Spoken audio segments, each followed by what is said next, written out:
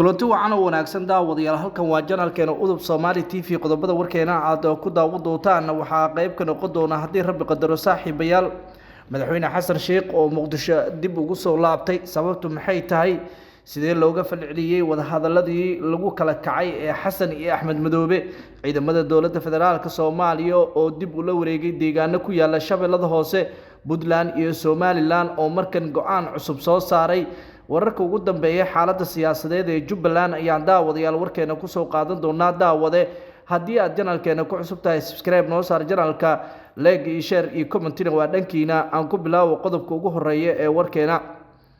sidee baa looga falceliyay wada hadaladii ay ku kala kaceen Xasan Sheekh Maxamuud iyo Axmed Madoobe falcelin xoogan iyo sidoo kale dareen shacab ayaa ka dhashay wada hadaladii ismari waaga ahaa ee magaalada Kismaayo ku dhaxmaray madaxweyne Xasan Sheekh Maxamuud iyo hogaamiyaha Jubbaland Axmed Madoobe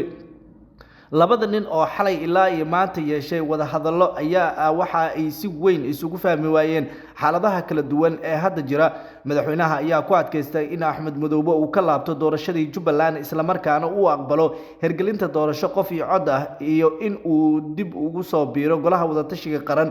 hogaamiyaha Jubbaland ayaa isagana dhankiisa ku adkaystay in dawladda federaalka Soomaaliya marka hore ay aqoonsato doorashada maamulkaasi ay qabsatay ka hor intaanan laga hadlin qodobada kale ee muranka dhaliyay wada hadaladani lagu kala kacay ayaa waxa goobjoog ka ahaa taliyaha sirdoonka Kenya Nuuruddin Xaaji oo qayb ka ahaa dhaxdhaxaadiyaasha iyo sidoo kale daneeyaasha arrimaha Soomaaliya safarka Kismaayo Xasan ayaa yimid xilli toddobaadyo ka hor Axmed Madoobe uu Nairobi kula shiray dhigiisa Puntland iyo sidoo kale xubno kamid ah madasha samata bixinta iyagoona dhisay golaha mustaqbalka Soomaaliya ee ugu talagaleen waqtiga kala guurka ee dalka taasi oo si adkeyn karto wada hadalada uu hadda u leeyahay dawladda federaalka Soomaaliya waxaana tani u muuqanaysaa in saameyn fara badan oo xoogan ay yeelatay in wada hadaladii uu baaqdo waxaana wada hadalada hadda ay u muuqanayaan kuwa gibi ahaanba fashil ku soo dhamaaday wada hadalada ayaa dadka darsa siyaasadda Soomaaliya waxay qabeen inay faa'iido fara badan ay ka soo hoyan doonto isla markaana madaxweyne Xasan Sheekh Maxamuud uu bedeli doono jawiga siyaasadeed ee Soomaaliya laakiin hadda waxay u muuqanaysaa intaas oo idil in ay gabagaboobeen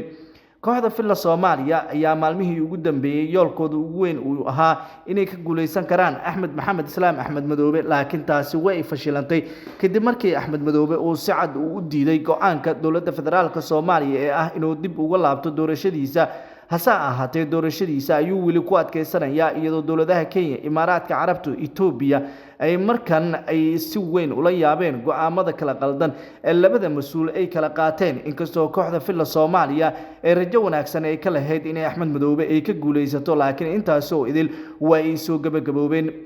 dhanka kale daawadayaal ciidamada dawladda federaalka Soomaaliya ee ku sugan gobolka Shabeellada Hoose ayaa isku fidiyay deegaanada gobolkaasi oo maalmihii u dambeeyay ay ka wadeen howlgallo xoreyn ah oo ka dhan ah maleeshiyada Al-Shabaab wararka naga soo gaaray Shabeellada Hoose ayaa sheegaya in maanta ciidamada Al-Shabaab ay ka saareen deegaano hoostaga degmada Oodhigle oo la yiraahdo Qudheeda ee maalin ka hor laga xoreeyay deegaanada muhiimka ah ee kooxda laga saaray ayaa waxa kamid ah tuulada Tawakal oo muddooyinkan ay ku dhumaaleysanayeen xubno qawaariista ah oo godad ka qotay halkaasi balse waxa u daatay ciidamada sida ay shaacisay warbaahinta dawladda ciidamada xoogga dalka Soomaaliya ayaa wali wada howlgallada ay ku baacsanayaan maleeshiyada ka tirsan Al-Shabaab waxa kale oo si raacay in howlgalka wajiga saddexaad ee duufaanta aamusan ee ciidanku ay ku bartilmaameedsanayaan goobaha qawaaritu ay isku aruursanayaan si loogu taqluso dhagartooda isla markaana loo soo celiyo nabadda iyo xasiloonida xaaladda ayaa weli kacsan waxaana ciidamada ay haatan howlgallo amni xaqiijinaya ka wadaan duleedka degmada Oodhigle gaar ahaan deegaanadii ay dib looga wareegay maleeshiyada Al-Shabaab horey ciidamada ayaa u xoreeyay deegaano ka tirsan gobolka Shabeellada Hoose gaar ahaan Bariire Sabiib iyo Caanoole iyo sidoo kale deegaano kale oo ay ku sugnaayeen maleeshiyada Al-Shabaab waxa kale oo jira in la qarxiyay gaadiid ay qarxiyo ka soo buuxiyeen oo lagu burburiyay difaaca hore ee saldhigga ciidamada kadib markii lala helay duqeymo xoogan si kastaba Shabeellada Hoose ayaa kamid ah meelaha ay ku xoogan tahay argagixisada waxaana ka soo abaabulaan weerarada iyo sidoo kale in ay dhibaateeyaan shacabka Soomaaliyeed sidoo kale waxaa dowladda federaalka Soomaaliya yoolkeeda ugu weyn uu yahay inay dhammaanba gobolka Shabeellada Hoose ay ka saarto maleeshiyada khawaarijta Al-Shabaab. maleeshiyada Al-Shabaab ayaa hadda waayo adag iyo waqti adag u bilowday iyadoo geesiyaasha xoogga dalka Soomaaliya ay wadaan abaabul aad u xoogan oo ka dhan ah kooxda argagixisada ah ee Al-Shabaab ayaa sidoo kale waxa ay mar waliba isku dayaan in ay weeraraan xarumaha muhiimka ah waxaana ugu dambeysay xarunta godka Jilacow waxaana sidoo kale laga soo abaabulay weerarkan gobolka Shabeellada Hoose. tanna waxay ka dhigan tahay in ay dowladdu wali ay cagta ay saarayso wadadii ay kaga guuleysan lahayd maleeshiyadu ammaankana lagu adkeyn lahaa iyadoo dowladda Soomaaliya yoolkeedu ugu weyn uu yahay inay gabi ahaanba deegaanada hoostaga degmooyinka gobolka Banaadir laga saarayo maleeshiyada Al-Shabaab ay ugu soo horeyso degmada Afgooye ay jiinka webiga dhinaciisa maleeshiyadu ay ku dhuumaaleystaan. dowladda Soomaaliya ayaana hadda waxay bacsanaysaa shakhsiyaad ka tirsan maleeshiyada argagixisada ah ee Al-Shabaab ee caadeysatay in si maalayacni ah ay u daadiso dhiigga shacabka Soomaaliyeed. dhanka kalena daawadayaal wararka ugu dambeeyay ee ka imaanaya deegaanada maamulka waqooyi bari Soomaaliya ayaa waxa ay hadda u muuqanayaan in culays xoogan ay wali ay ka jiraan heshiiskii ay Puntland iyo Somaliland ay Nairobi ay ku gaareen ayaa waxa u muuqda duulaankii ugu horeeyay in lagu qaadayo maamulka cusub ee waqooyi bari Soomaaliya.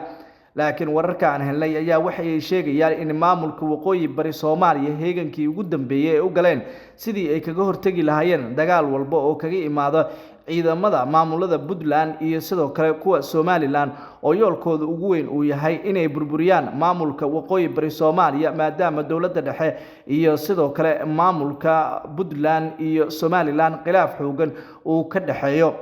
waxaa sidoo kale wararku ay sheegayaan in saacadba saacadda ka dambaysa xiisadda siyaasadeed ee aad ay u sii kordhayso iyadoona daacad ahaan markii loo hadlo xaaladda adag ee hadda jirto ay noqon karto mid saameyn fara badan ee ku yeelanayso tallaabada iyo sida ay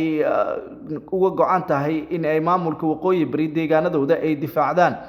maamulka waqooyi bare ayaa yoolkooda ugu weyn waxa uu yahay inay tallaabooyin adag ay qaadaan. tallaabooyinkaasina waxay noqonayaan kuwo ay kaga guuleysanayaan cid kasta oo isku daydo in ay weerarto farumaha muhiimka ah ee dowladda federaalka Soomaaliya.